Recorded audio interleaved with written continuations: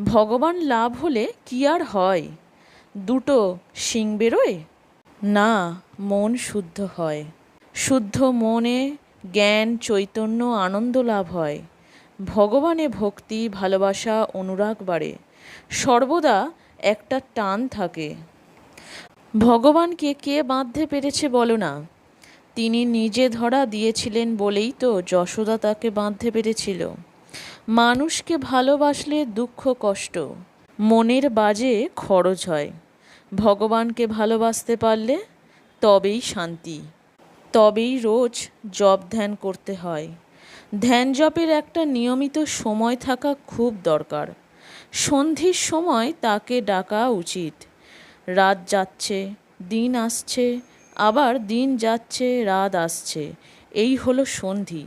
এমন সময় মন শান্ত, পবিত্র থাকে।